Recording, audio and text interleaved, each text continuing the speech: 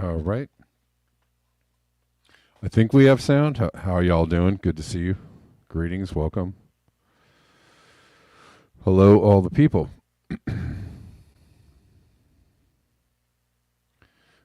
um, yeah, we're here. Black Bear News live on YouTube, Rockfin, Callin for the moment,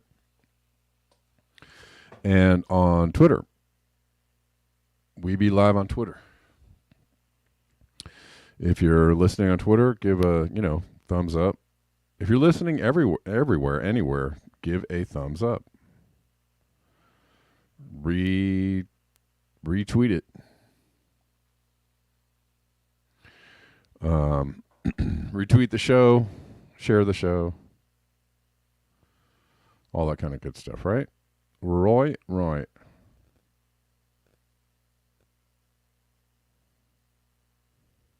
Okay. Anyways, we got folks tuning in, and that's cool. Good to see you. Let me close out some windows here.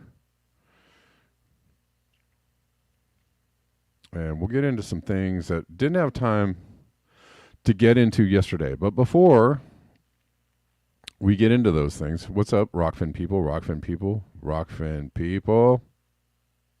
Like my shirt? It's almost a throwback. It's almost a throwback. All right.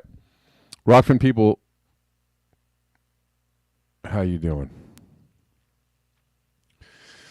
Let's see. Okay, so later on I will not be doing I'm still working on this music project. It's just taking a really long time.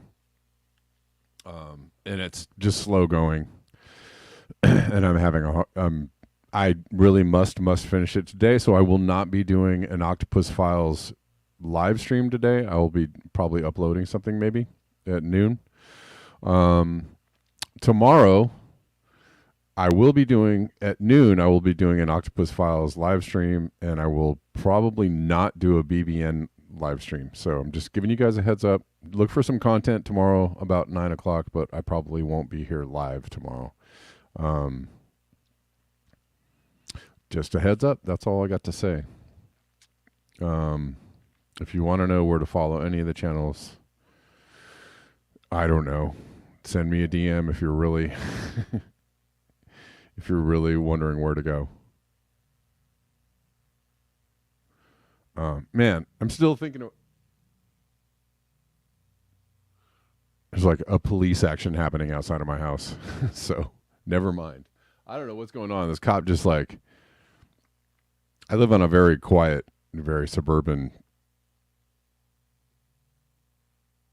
street, and this cop just jumped out with her gun drawn a couple minutes ago. I was like, whoa, what is happening? Well, all right. Still thinking about that really great graph yesterday, which I feel like I just need to make it my background. The A to E 1 to 5. Which was a really just kind of I like that it puts it all in perspective. Anyway, so Steve Austin, Bionic Man.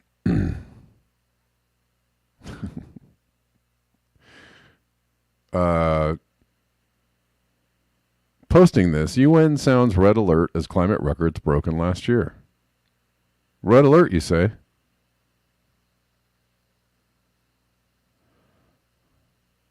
Red alert, you say? I don't know. When do you think we're actually going to act like it's a red alert? Is that going to happen anytime soon? I'm wondering. He says, yeah, but did you hear that the U.S. pumped more oil than ever last year? And that, that to me is the funniest thing about the people that are in the 5. The 4 and the 5, right? We were talking about, well, I'm going to keep on referring to that graph. And You guys are going to have to print it out and tape it to your wall or something. So you know what I'm talking about.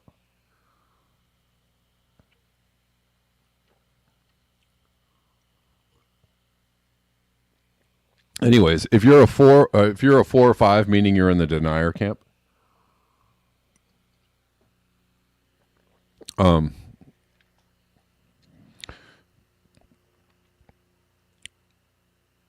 you know, I guess, yeah, sure. You know, as they are putting it forward, as the people are putting it forward, the people in charge, you know, they, them, those people, the powers that be, as they're putting the climate change thing forward, you know, on some levels, yeah, they are, they are hoaxing you up because, you know, they're not planning. You know, we pumped more oil than ever last year, right? And pretty much every president for the last 20 years has been like, how about some more oil? Even Obama was like, energy independence. What the United States needs is some energy independence. Everybody was, you know, more oil. All the presidents since about the time that they first outlawed electric cars, right? Remember that a long time ago. You know, in the 90s, we had electric vehicles, started to have some hybrids. And, you know, they were like, how about some of this newfangled technology? I mean, maybe back then it might have even helped. Maybe. I don't know. Probably not. Anyways, they outlawed all the electric cars. They took them all off the roads when George Bush became president. He was like, yeah, no more electric cars. How about some Hummers? How about tax breaks for people that buy 4x4s, right? They just went full, you know, the George Bush administration for 8 long grinding years was just, you know, all oil all the time. How about some more oil? How about some wars for oil? How about some oil? How about some, you know, how about we pump more oil?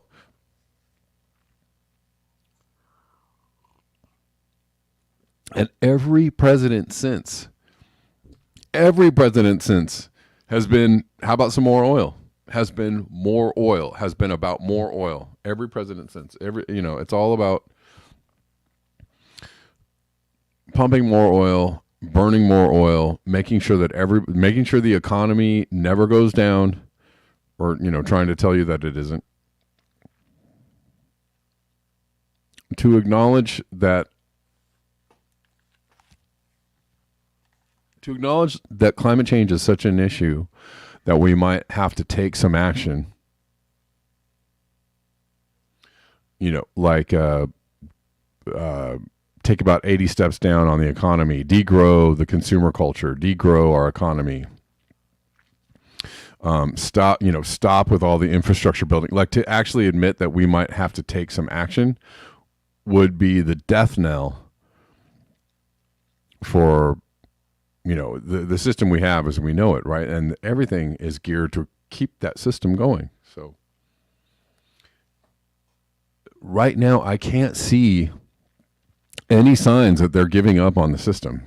And maybe they will. Maybe there is a, you know, again, if you're in the 4s and the 5s, if you're in the denier camp or in the super conspiracy camp, you know, there are people that are even acknowledging, like, oh, hey, you know, they're trying to get us to stop flying in planes. Oh, hey, maybe there's a depopulation agenda. Oh, hey, maybe, you know, they're going to try and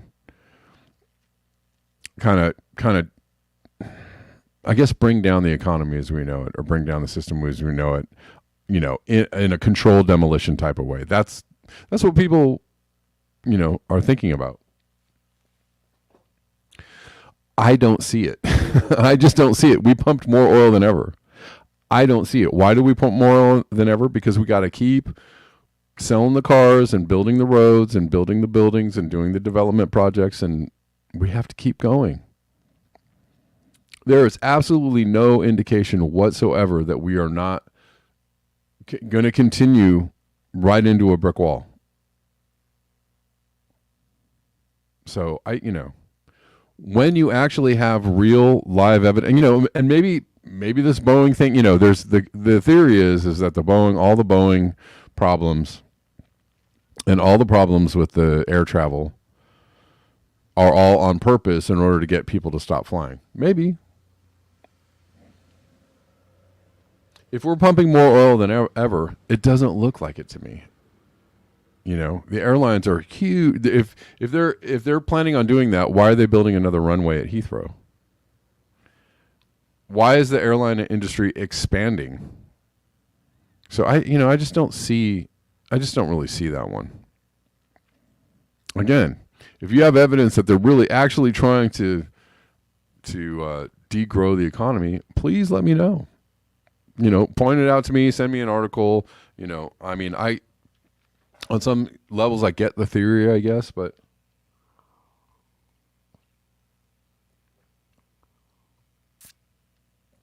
I just don't see it. There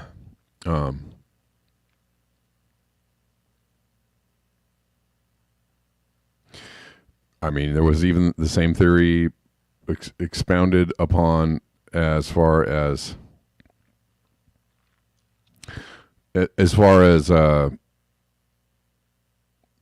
COVID, right? The lockdown, everybody, the economy went way down. COVID was actually the biggest decrease in emissions that the modern world has ever seen, and may ever see again before there's an actual absolute economic collapse.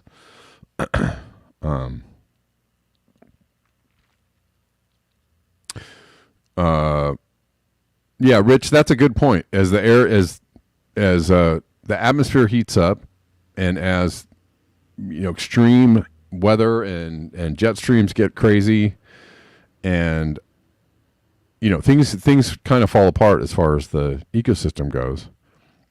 Flying might just be really, really difficult.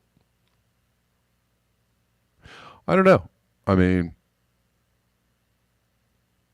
Is there a concerted effort to get people to stop flying? I don't know. Is it a bad thing? That's the thing. That's the thing. If there's a controlled demolition of the economy or industrial civilization, I have a hard time philosophically. I'm on the fence. I'm like, is that really a bad thing? And honestly, if there's a controlled demolition of the economy, I don't see how that serves the people in power, because you're awful optimistic that you're going to retain power if everything falls apart. Super optimistic that you're going to remain in charge, right? There's so many factors that could take someone out.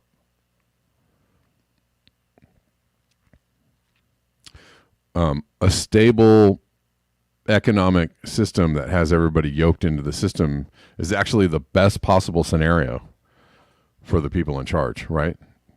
And just more oil being pumped than ever, and that actually tells me that there's no plans to demolish the economy, that they want everything going. They're printing money hand over fist in order to keep the economy alive.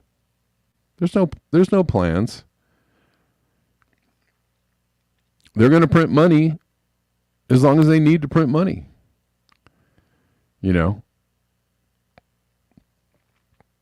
Again, if there was a really concerted effort to destroy the economy or whatever, you could just stop printing money. You could let the debt bubble burst.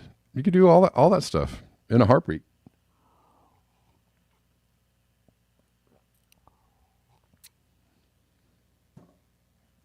Anyways,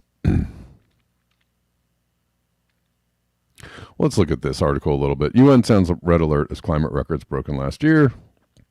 Every major global record was broken last year, the World Meteorological Organization has said, with its chief voicing particular concern about ocean heat and shrinking sea ice, which we cover every day. The UN Weather Agency said in its annual State of the Global Climate report that average temperatures hit the highest level in 174 years of record keeping by a clear margin, reaching 1.45 degrees Celsius above pre-industrial levels. Ocean temperatures also reached the warmest in 65 years of data, with over 90% of the seas having experienced heat wave conditions during the year, the WMO said, harming food systems. The WMO community is sounding the red alert to the world, said WMO Secretary General Celeste Saulo, who took over the job in January. What we witnessed in 2023, especially with the unprecedented ocean warmth, glacier retreat, and Antarctic sea ice loss, is cause for particular concern. Ms. Saulo later told reporters that ocean heat was particularly concerning because it was almost irreversible. Almost. It's a nice little qualifier there. Almost irreversible. Can you tell me the mechanism by which the ocean heat will be reversed? And then I'll let you know whether almost is even qualified to put in that sentence.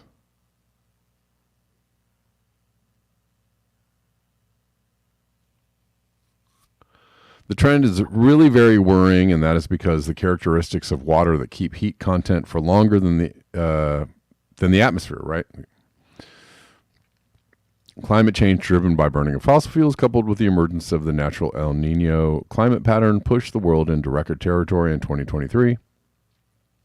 The WMO's head of climate monitoring, Omar Badur, told reporters there was a high probability that 2024 would set new heat records, saying that the year after an El Nino was typically warmer still. Here's a what if. Here's the scenario. What if the powers that be, right? You know, my stance is that climate change is not a hoax.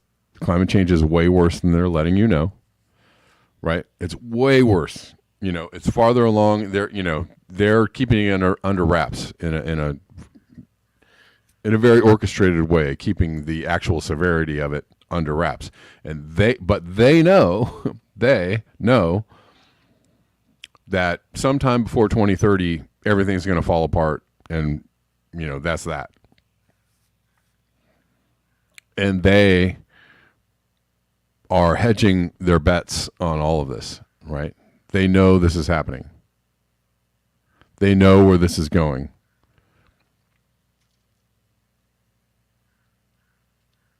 And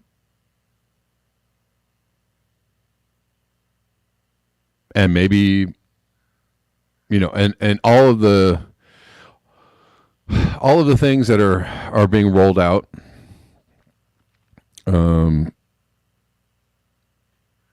from COVID on have been, attempts at trying to control the eventual, where people will end up at the, in the eventuality of a collapse, which is way sooner than they're going to let you know. Anyways.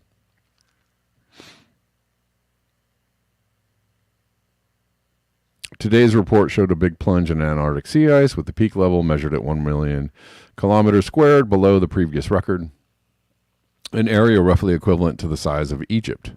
That trend, combined with ocean warming, which causes water to expand, has contributed to more than a doubling of the rate of sea level rise over the past decade compared with the 1993-2002 period. Ocean heat was concentrated in the North Atlantic, with temperatures an average 3 degrees Celsius above average in late 2023. 3 degrees Celsius above. Is it any wonder that Salisbury Island in Massachusetts had all their sand dunes washed away, and soon their houses will be gone too? That was the the upshot of that piece I did the other day, was that these people are so entrenched, so unwilling to give it up, right? They don't even see that they're like a year away from their house being absolutely wiped off the map. And what they should have done is save that $500,000 and done something else. Walk away. Sunk cost fallacies at play. Warmer ocean temperatures affect delicate marine ecosystems. Many fish species have fled north from this area, seeking cooler temperatures. Ms. Salo, a meteorologist from Argentina who has promised to strengthen global warming or warning systems for climate disasters, said she hoped the report would raise awareness of the vital need to scale up the urgency and ambition of climate action. That's why we spoke about the red alert, because we must care for the people and how they will suffer from these more frequent, more extreme events. She said, if we do nothing, things will become worse, and that will be our responsibility. Lead author of the WMO report, John Kennedy, said that while global temperatures were expected to increase, 2023 was warmer than expectations. People made predictions for what the global temperature would be in 2023, and those were quite far below what actually happened, he said. So 2023 was a bit of a surprise, even though we expected warming. It was a very warm year globally. Well, and to refer back to the thread I read yesterday about what if the lights went out and never came back on.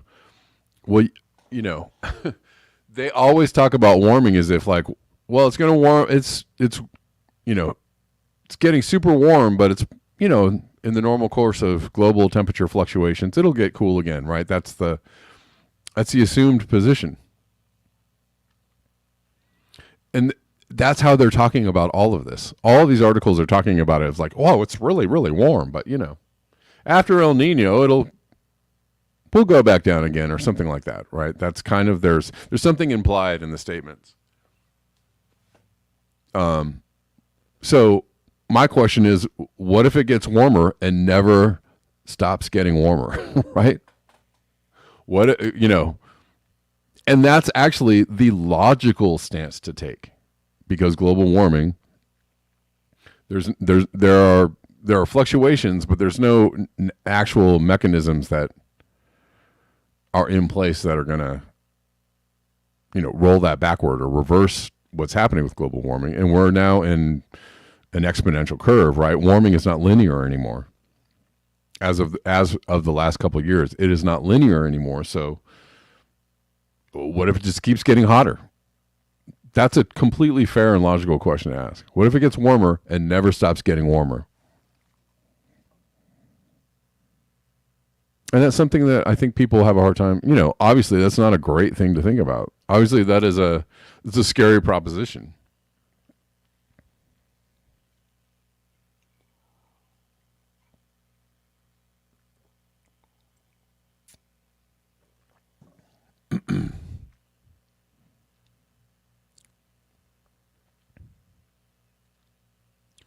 In terms of global temperatures, as long as we keep putting greenhouse gases in the atmosphere, temperatures will keep increasing. Well, that's also, kind of a misleading thing to say. We're not warming because we keep putting things in the atmosphere. We're warming because we already put those things in the atmosphere. And we're going to continue to warm because we already put those things in the atmosphere. It's already there. Like they're thinking, they're talking about it as if like emissions are just like this control lever, excuse me. Well, as soon as we stop putting it in the atmosphere, we're going to bring that lever down and the temperatures are going to go right down. That's not how it works. That is scientifically, I don't know. So absolutely full of misinformation. It's such a huge lie. And I really wish they would stop saying that. Well, as long as we keep putting emissions in the air, it's going to keep getting hotter. So, implying that as soon as we stop, it'll get cooler. No, it's not. That's just a big, fat, freaking lie. And they need to tell people the truth about that. That's the part that they're keeping from people. That's why all of these articles have the same language. They all have the same language. They all say the same things over and over and over again. None of them say, well, there's already warming in the pipeline, so we're screwed. Right? None of these articles are going to tell you like, well, if we wanted to keep temperatures down, we should have stopped putting emissions in the air 30 years ago. So, we haven't even seen the warming from the last 10, 20, 30 years. So what are you going to do about that? Nobody's even posing that question in any of these, mainstream gobbledygook, quote unquote, news articles, It's freaking amazing. And it sucks because, it sucks because it's going to hurt people, right?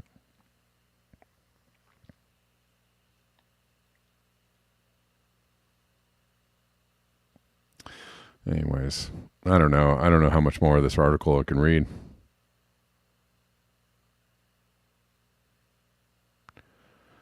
Mr. Kennedy added that many, but not all events can be clearly linked to global warming. So I've been just pointing out that they keep throwing the skepticism thing in there, right? They're the ones that are driving. This is the dance that they're doing, right?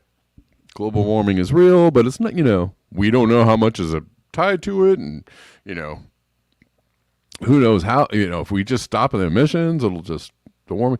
There's so much misinformation in this article. It is mind-blowing. Mind-blowing. Well, we don't know what to tie to climate change or not. We're not sure if all this melting ice can be blamed on climate change. Scientists are saying that. So is it any wonder that there's a whole bunch of denialism out there and skepticism out there? Is it any wonder that the dude is standing on a beach going like, I'm not a climate change guy? Is it any wonder? It's hard,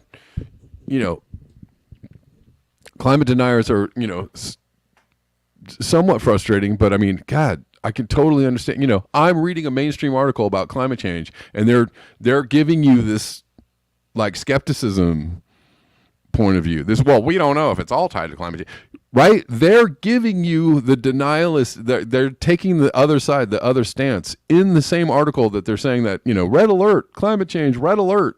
But we don't know what's tied to climate change or not. So, go ahead and feel free to go get you a pint of beer down at the local pub and discuss how you're not really sure whether it's a thing or not.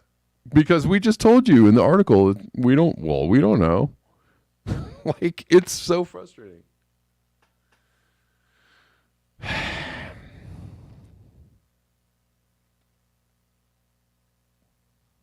Anyways.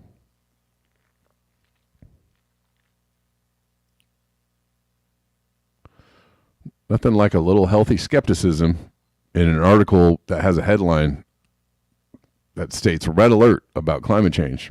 Throw in a little healthy skepticism in their scientific reticence. For some extreme events like heavy hail, there's not such a clear link. Are you kidding me? Speaking of heavy hail, I'll probably do something on that tomorrow. There was a crazy hailstorm in like Texas and Arkansas, Texas, that area, like a really wild hailstorm.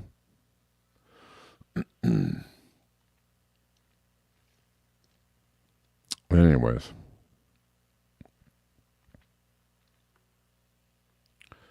Well, it's not all just about emissions, obviously. And so we got a little more environmental destruction going on. Pfizer's largest manufacturing plant in Kalamazoo, Michigan, dumped more than 1,000 gallons of dangerous toxic chemical at the plant, causing city officials to shut down river access. Pfizer noted that the city of Kalamazoo, after it released more than 1,000 gallons of toxic chemical and known carcinogen called methylene chloride at their manufacturing plant on Portage Road. Now, the Kalamazoo Water Reclamation Plant is testing its wastewater for methylene chloride spilled into the sanitary sewer system by Pfizer this week, but results aren't expected to be in until tomorrow, which was March 15th, which was days ago. OSHA considers methylene chloride to be a potential occupational carcinogen. The most common means of exposure to methylene chloride is inhalation and skin exposure, OSHA reports. Pfizer's facility in Kalamazoo is also where Pfizer first mass-produced its COVID-19 vaccine, where it worked on their new mRNA technology. Great. Thanks, Pfizer.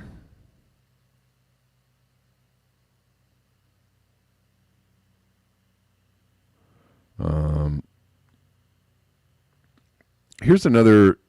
I often talk about the Amish, and maybe I don't know if I'm going to do this. Oh, this is a wrong shoot. I don't know if I have this article actually. Let me skip because I have the wrong link.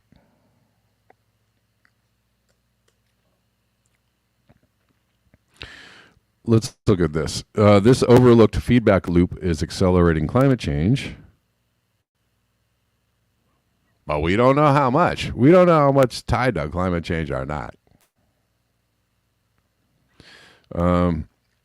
Scientists at Tufts University state that soil, which contains 80% of the Earth's carbon, emits more greenhouse gases as droughts cause soils to crack due to drying. The precision of climate models is influenced by numerous elements, including greenhouse gas emissions stemming from industrial operations and transportation.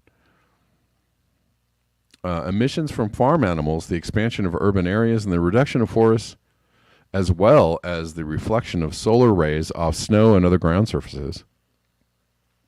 Additionally, natural occurrences such as volcanic eruptions play a role and are factored into these models. However, some other natural processes have been overlooked. Farshid Vahedifard, professor and Louis Berger Chair in Civil and Environmental Engineering, points to an important one that lies directly beneath our feet and covers most of our planet above water. In a study published in Environmental Research Letters, Vahedifard notes that soil stores 80% of carbon on Earth. And with increasing cycles and severity of droughts in several regions, that crucial reservoir is cracking and breaking down. Is that true? Soil stores 80% of carbon? Wasn't I just talking about how I don't know how much the oceans, I know the oceans store heat, but as far as don't the oceans store the carbon as well? Anybody have any clarity on that? Anyways, soil stores 80% of carbon on Earth with increasing cycles and severity of droughts. In several regions, that crucial reservoir is cracking and breaking down, releasing even more carbon dioxide and other greenhouse gases into the atmosphere. In fact, it may be creating an amplified feedback loop that could accelerate climate change well beyond current predictions. Hold on 1 second, guys. Hold on.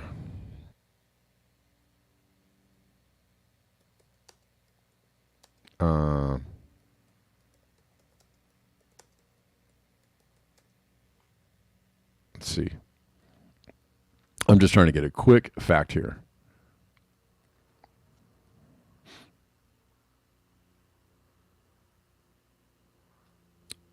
It says here, the oceans hold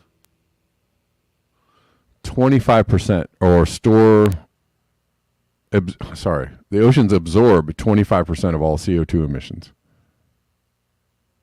making it one of the world's largest carbon sinks. However, evidence suggests this figure could be even higher.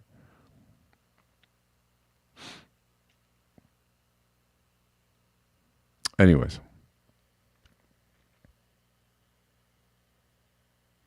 But they sure are absorbing a lot of heat.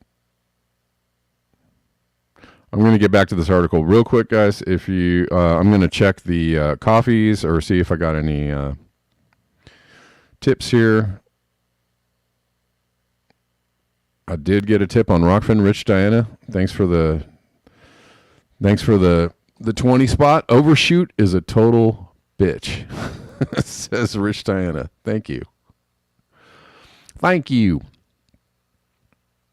Y'all can send me a message. Woo! That one just crept up on me.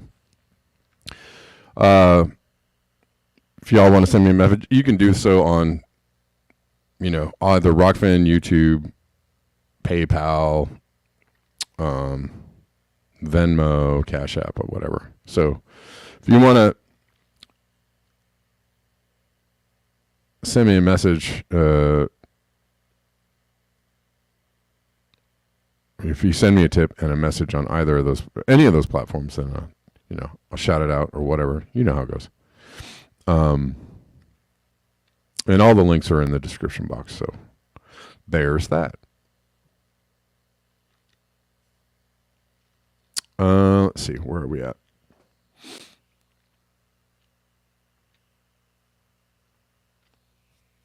Yeah, that one caught me by all out of the blue. Oh my God. So let's see.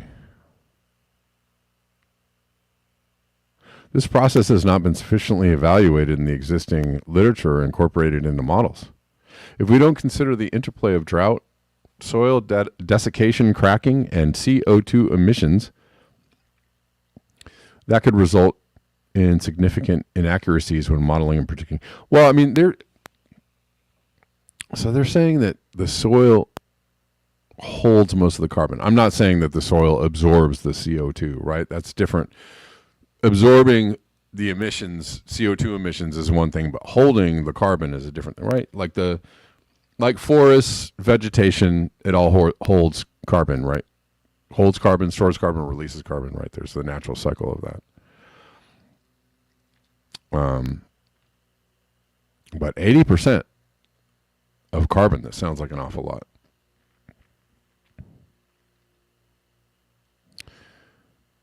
There are other repercussions as well. Poorer soil health can lead to reduced photosynthesis and lower carbon dioxide uptake, and it can compromise the structural integrity of earthen dams that protect against floods. There are also many other amplifying feedback loops that may not have been fully accounted for in climate change models, he said. These include melting of sea ice and exposure of darker ocean surfaces that absorb more heat from the sun. The increase of wildfires due to warm, dry conditions releases a lot of carbon dioxide into the atmosphere, which in turn creates hotter, drier weather more conducive to fires. Another amplified feedback loop is the thawing of Arctic and subarctic permafrost, which also releases carbon dioxide. This we know about, which makes sense, right?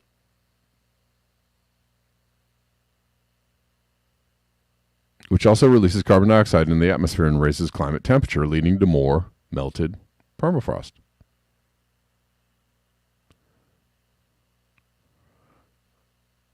It's a loop, and it feeds back on itself. Soil changes caused by drought could be as significant, if not more significant, than any of those factors. Drought, manifested by long periods of low soil moisture content and high temperature, leads to cracking in fine-grained soils, sometimes extending meters below the surface. The cracks result in more exposure to the air, increased microbial activity. Hold on one second.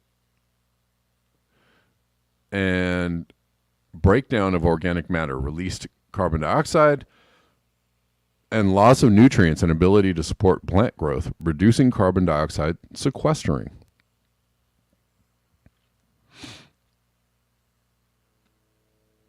Don't you know?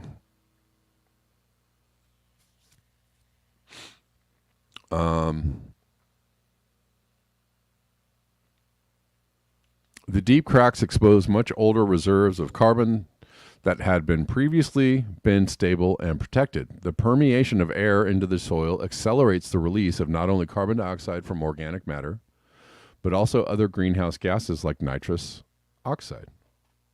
Whoa.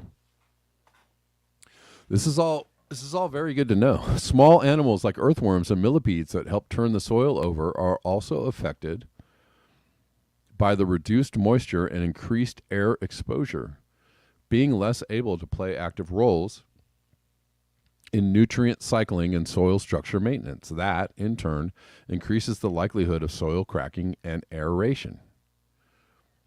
The amplifying effect of soil carbon feedback loops and its interactions with other loops could carry us across tipping points and lead to even more severe and permanent shifts in climate, said Vahadfard. He noted that government agencies and policymakers need to promote sustainable land use, which can include adopting of precision irrigation techniques and water conservation practices and use of drought-tolerant crops.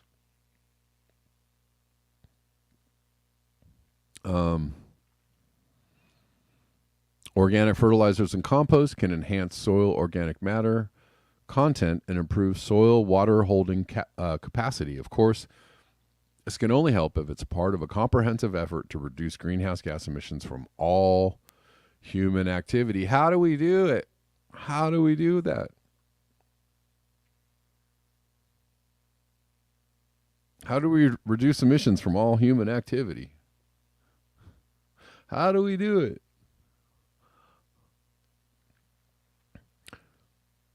Should we buy better light bulbs? Should we buy a new stove? I'm going to buy a better deodorant. How do we do it?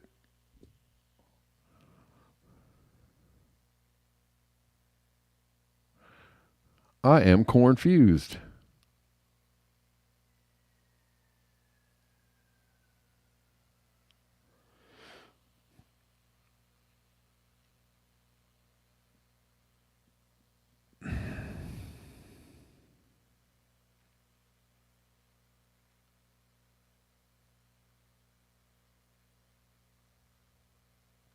Okay.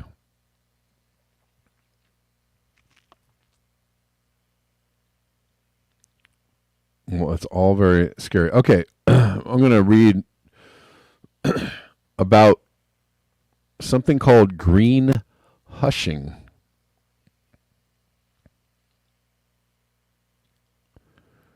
Y'all, has anybody heard about green hushing? A hush your mouth.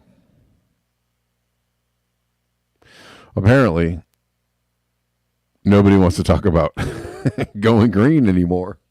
That's what green hushing is about. Why? Because it's unfashionable. Yeah, we're in a bad time to talk about what's actually happening with climate change because it has been, scrambled. It's scrambled, by this this faulty information that we're getting.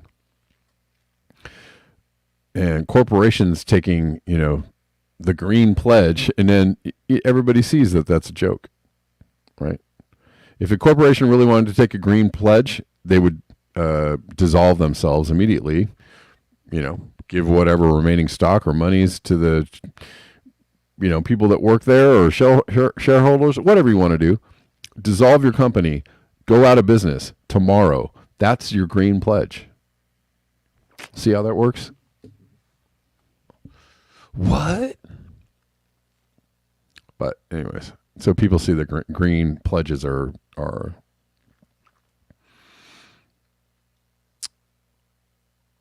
not all they're chalked up to be. Anyways, green hushing, this is by Kelly Price, is on the rise as companies go silent on climate pledges.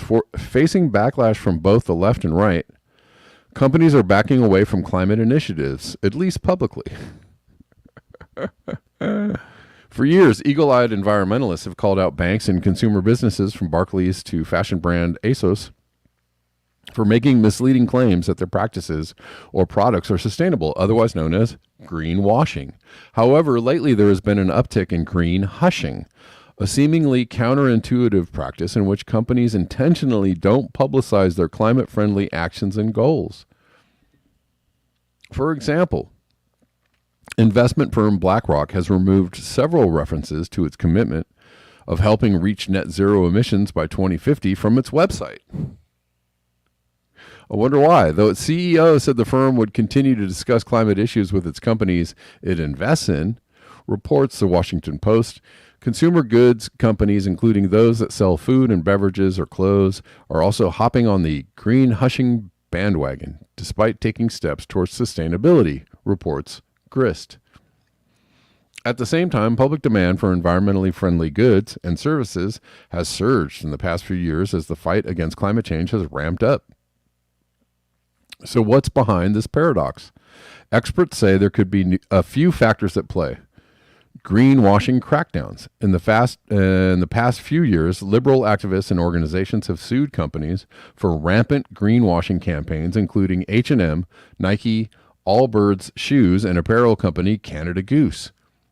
Though many of these companies won their suits, they still suffered copious amounts of bad PR, maybe loss of sales even.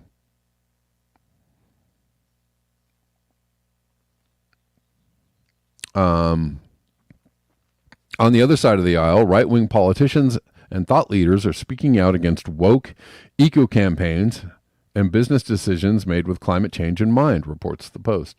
If you're a CEO who has all the right intentions, you might get sued from both sides, from the left and from the right. Renee Hoberger, the co-founder and CEO of South Pole, a climate consultancy that released a survey on green hushing trends, told the Post. And that is not good news if you want to convince more CEOs to get active on climate.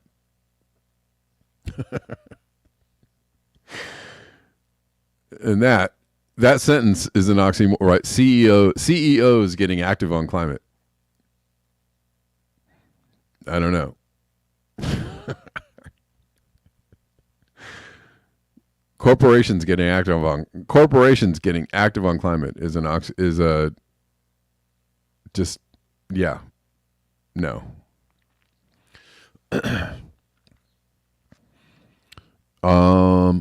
In the face of this criticism, some companies have simply stopped publicly speaking about the steps they are taking to curb emissions or reduce their environmental footprints, according to South Pole's report. The consumer side. On Monday, Uber launched a new feature that gives riders insight into how many emissions they could avoid by choosing electric vehicle or hybrid options, Axios reports. This is part of a growing trend in the consumer space. Just this week, I was searching for a flight on Skyscanner, and the app offered information about which options emit the lowest amount of CO2. I guess that's kind of interesting.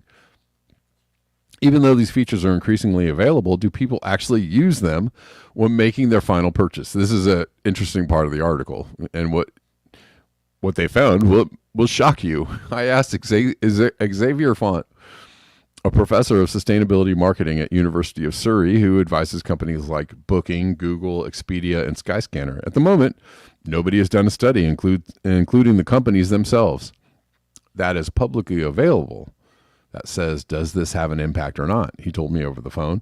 The thing is, we don't really know what difference they make, and when companies like these go to great lengths to create a system, I think we could do better testing. But listen to this.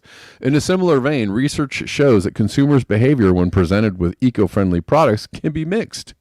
In a 2022 survey, 78% of U.S. consumers responded that a sustainable lifestyle is important to them, and 30% of them would be more likely to buy products with sustainable advertising. However, some experiments show that the opposite can happen as well. For example, in a 2020 study, researchers asked more than 250 Americans their thoughts on two ads for laundry detergent, one with a label stating that it was sustainable and another without this language. In this case, this is the important part, the majority of participants perceived the more sustainable product to be less effective. Without even trying it, the labeling of products as sustainable raises skepticism, raises perceptions of information overload, and raises perceptions of potential greenwashing, Font says. To combat, and I'm going to interject here. On top of all that, and what they're alluding to is that sustainability, climate change, and thinking about it's going out of fashion. Sure, so a lot of people are interested in like organic food and not things that don't hurt the planet and things that aren't wrapped in plastic. I certainly am. Lots of people I know are. But there are a lot of people out there that are like, you know, if it's sustainable or smacks of anything like woke or green or whatever, I don't want it, right? Like I don't want it. I don't want the, I don't want the green version of it. I don't want the sustainable version of it. Give me the real hardcore chemical laden cleansers. Give me the, whatever. I don't care what it is. Give me a gas powered car. Screw your hybrid electric car. Give me the good old. I want an 8-cylinder, six cylinder at least gas powered car. That's what I want. Like a lot of people do that. People I know do stuff like that. Anyways.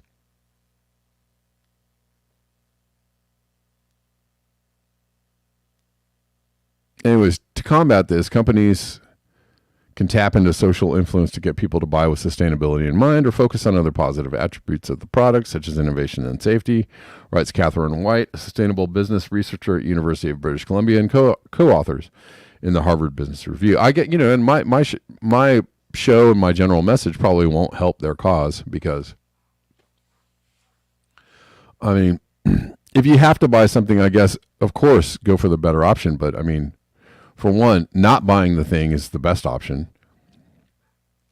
And buying something used is, the next best option, right? Reusing something rather than buying something new. And there's a lot of, obviously, if we're talking about electric cars, there's a lot of indications that those products can be just as toxic and obviously just as destructive to the environment as a regular car. So, what do you do? What do you do? Overall, there are some risks to green hushing as banks and consumer retailers downplay or eliminate their public sustainability pledges. Progress becomes harder to track. Some experts say we really, really, really need a lot more disclosure of all the environmental actions the companies are taking, and we need it to be disclosed regularly and transparently, and we need it to be disclosed quantitatively. Austin Whitman, the CEO of Climate Neutral, a nonprofit that monitors climate pledges, told Grist. Anyways, and that about does it for my time. Kind of perfectly aligned with that.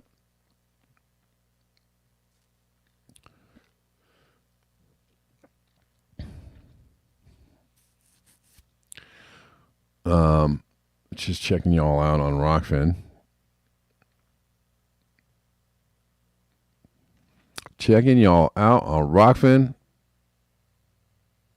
Thanks for tuning in on Rockfin, y'all.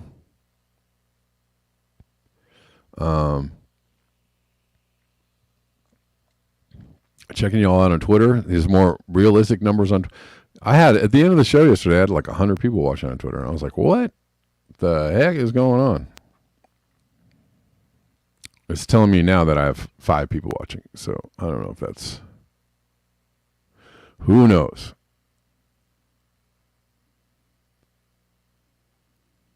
Who even knows? But I appreciate you all watching and tuning in. I really do.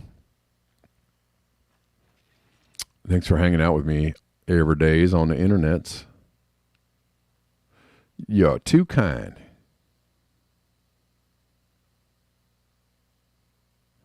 All right, y'all. Yeah, I mean, there were a lot. I mean, apparently there were a lot of people watching. I don't know. Somebody was saying that those numbers aren't real, but who knows? I actually kind of think that sometimes they let the algorithm go, right? Like it's like, generally when I post things, I kind of know the range of the amount of views I'm going to get or whatever, but sometimes you post something and the algorithm isn't really like in place, right? The algorithm that squashes your reach isn't in place, and like things just go pew, right? And you're like, wow. Whoa. Which is, what it should be, right? Things should be free to. I posted something on my music channel the other day, and it was like blowing up. I got like 1,600 views in like 20 minutes. I was like, what? And it was just like I put out these videos kind of on the daily of I make like loops in my studio real quick, just to put stuff out for people to listen to. And anyways, I posted something on TikTok and it got like 1,600 views, and I was like, wow. And it was just blowing up. People were like, oh my God, this is amazing. This is, like it was getting comments and likes and shares, and, people, it was like blowing up. And then they were like, nope, no more views for this video. They just squashed it. And then, and within an hour, the algorithm was turned back on, and they squashed all my views. So I was like, and that was it. That was about all the views I got on it. But I was like, see, if they just let these things go, if they let social media run the way it's supposed to be run, people can actually, get some viewership. It's really frustrating. Anyways. All right, guys, I appreciate you. I will see you all on the next one. And hold on, let me just make sure I didn't miss anybody here. If anybody did contribute, something.